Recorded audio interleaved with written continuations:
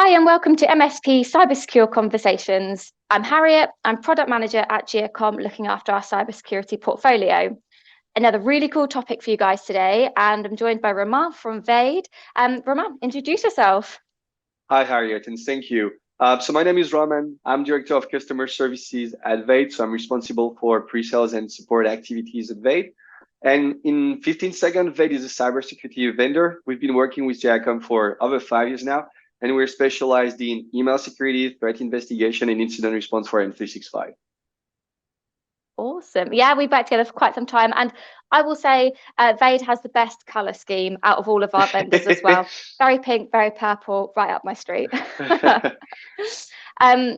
yeah, one of the topics we really wanted to cover as part of these conversations was cyber threats. And obviously cyber threats is a massive topic that you could talk about it for weeks, I'm sure. Yes. So we thought we'd break it down a bit, right? So in terms of understanding what's out there, how we can try to stay ahead, how an MSP can support their customers by staying ahead. So I mean, probably a good place to start would be to discuss common cyber threats. So there are so many, right? Which ones would you say you come across the most? Yeah. So given our business, obviously the one we're going to see the most, and I think the one our MSPs are also going to see the most it's going to be around phishing, spear phishing, and the ransomware of the world. So oftentimes it's going to be carried through email, but it can also be carried through now Teams message or SharePoint document. And so in terms of trends, I guess to kind of open up maybe to a next point further, what we've seen in the past couple of years, 2-3 years, is really a more contextualization around attacks. So it can be, phishing. It's going to talk about something happening locally in your country or city or in your company, or something which relates to the people. So it makes it more tangible for the target to click, open, download, whatever they're being asked to. I was speaking to someone yesterday for one of these conversations, and we were talking about how AI means that phishing emails now have the correct grammar and have the correct punctuation. And I mean, it's a game changer. So yeah, there's just so much to look out for at the moment, and you just got to have the right tools in place. Yeah, it's funny you mentioning that, because I also was actually doing another interview yesterday, and that exact same point was brought up, believe me or not. But I was seeing with, generative AI platforms available now, which everyone thinks about ChatGPT, but there are others, and many others probably coming. Like English is not my first language. And if I want to craft a very credible message, I'm just going to ask one of these platforms. But even if you think one step further, if I want to target someone in accounting or finance, I don't know any of the lingo those people are using on a day-to-day basis, then I can use ChatGPT. Hey, craft me an email requesting for a past due invoice, for an accounting department, include a lot of, technical lingo in there. So it's going to be even more credible. So it's not just about, the spelling mistakes, which are going to disappear. It's also about having some really, really well-crafted content based on our targets. Yeah, and you just nailed it as well, because when you would translate something on Google Translate, it comes out in really broken, doesn't it? It doesn't make sense. Yeah. ChatGPT fixes that, or an AI tool does, and the same with different sectors. So there's so many different techniques and so many different tactics that criminals are using, and AI just being one of the tools that they're using. What else have you seen? Yeah, one thing which had been emerging for a while, and which seems to be pretty, I'm not going to say standard, but something we see quite often now, is the ability, for instance, for phishing kits to deal with MFA, right? So initially, you would actually have someone sitting in the middle, like literally a person, waiting for the target to enter the password, and that hacker in the middle would type the same password on a real website. That website would send an MFA query request to the original user, and that user would say, hey, yeah, I'm actually logging on M365, so it's normal that I receive an MFA request. I'm just going to say yes, or I'm just going to say, types 42. I'm just going to type 42, and the hacker in the middle would actually type 42 on the real M365 login page. So that was kind of the first instances that we saw. And now we see phishing kits or phishing services that's built in, automated. So you have some sort of a system waiting there for the target to enter the password. And as soon as they do that, they submit that password on the real website. And oftentimes it's going to be M365, but it can also be banks. And then the original user, the target, will receive an MFA notification, like, type in this one-time password, 123456. And the system in the middle will get that piece of information because it's being submitted to the phishing page, and do that, replicate that on the real banking website, on the real M365 website. And they will be logged in, or they will be able to install the session cookie, and from there on do whatever harm they want to do. So that's a kind of a common trend right now. The ability for phishing kits to deal with MFA in a really transparent way, semi-automated way. That's pretty impressive when you see it in action. Yeah, that's terrifying, because then you sit there and you think, how can I ever be safe again? Yeah, so that's true. I'll be honest. There were some a while ago I was doing presentation, and people were like, "I'm being depressed when when it's the end of your presentation." So now I'm trying to add more. Like, this is not the end of the world, right? Eventually, us cats will catch the mice, right? So yeah, I mean, MFA on its own is not sufficient, but you can put other mechanisms in place. You can do a lot more end user training, contextualized training. So you're not going to ask your end user to spot spelling mistakes, because those are going to disappear. But more like, hey, if you receive an email about, for instance, it's going to be the Olympics in France next year, about Olympic tickets, know that it can be sketchy because it's using an about to happen event, something that you're really interested in.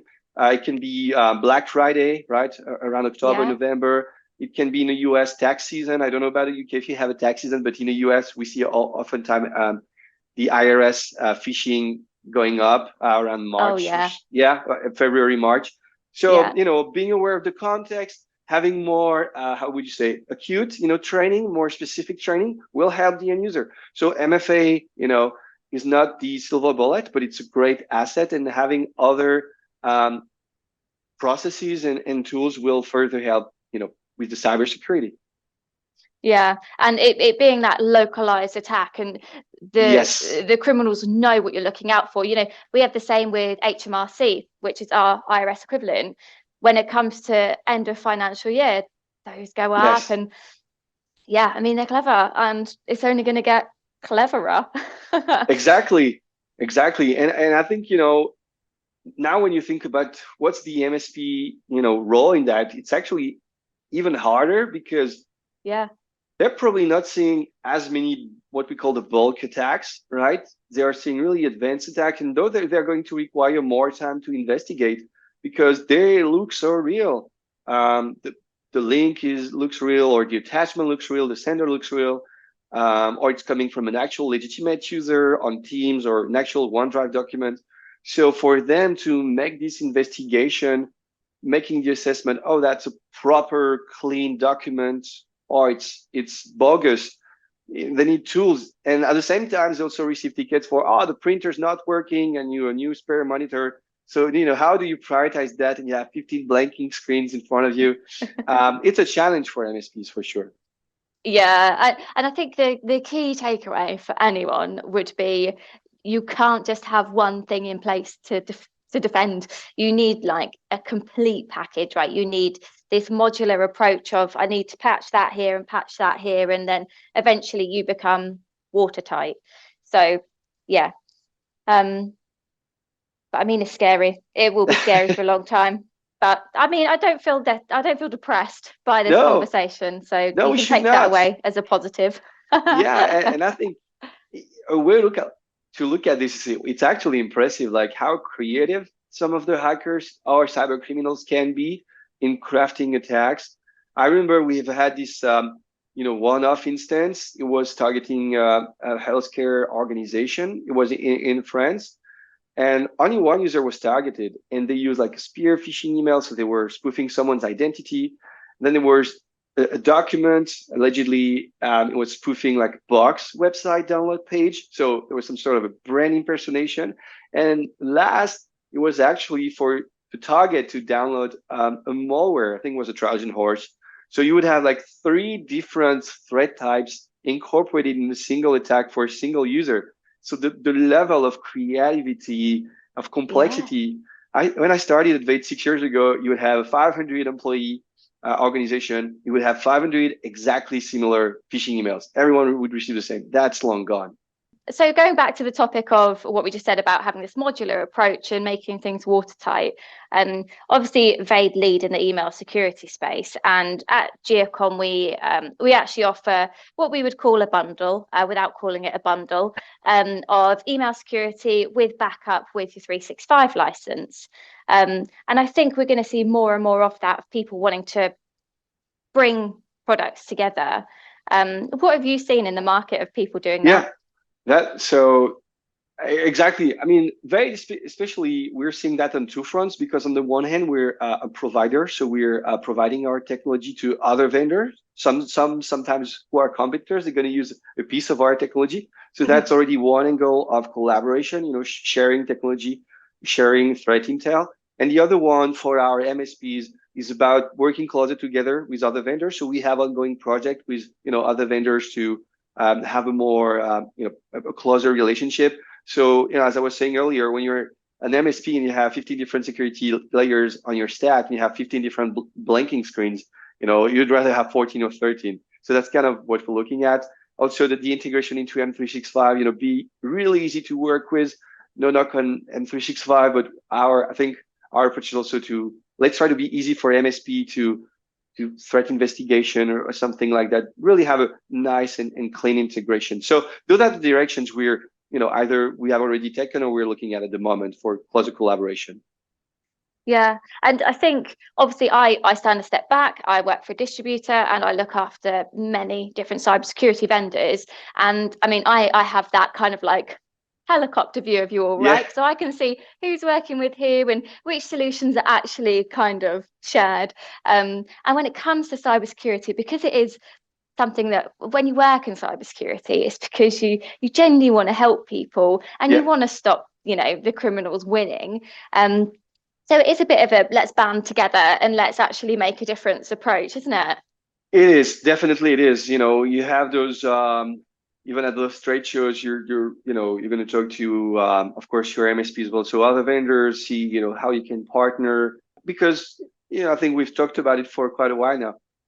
The attackers in front of us, they are really creative, they are merciless. So we need to collaborate to block them, to stop them, because they are not going to stop by themselves for sure. So yeah, it's about collaboration, definitely. Yeah, and I think that's how the market's going to move forward as well. We see a lot of vendors working together already, and I think that will just heighten, and the partnerships will become stronger. And we're in a really fortunate position where we can promote that as well, like with our existing bundle of backup with the Vade email security. Yeah, I think maybe we should put our thinking hats on and come up with some more when we have some brain space. But yeah, I mean, to wrap it up then, there is loads going on and cyber threats are just going to keep coming. So I would say a takeaway would be just to be smart, just to be a step ahead, just to not put one thing in place and say, all right, I'm done. I'm going to have a cup of tea now. Would you have any like final words, any key takeaways for an MSP? Yes, absolutely. So, and this is taken from conversations we have had with our MSPs, really from everywhere. What we're seeing as well is having these kind of actual MSP mindsets in the products that vendors are building. So it's something we're trying to achieve. Having multi-tenancy, single pane of glass, really from a cybersecurity perspective. Because again, if maybe my client A has received a threat, what about client B, C, and D? And being able to carry out that investigation across my client base in a single set of actions is going to save MSP times. And that was kind of the point I was getting to, because MSPs, they often talk about the margin, the cybersecurity, the threats, and also the time, right? Because it's hard to hire, it's hard to retain, and there's so much to be done. So helping MSP save time, especially in this context of really, really advanced attacks, is, I think, something vendors are trying to do, and we're trying to do at Vade as well. Brilliant. Well, thank you so much for coming on. Really great to speak to you. Likewise. I'm sure we'll speak again soon. And when these go out, we'll make sure our partner network knows how to get in touch with Vade. But enjoy the rest of your day in France. And, yes, thank you. And thanks again for this opportunity. No problem. Speak to you soon. Thank you. Thank you, Harriet. Thank you, Karina. Bye-bye.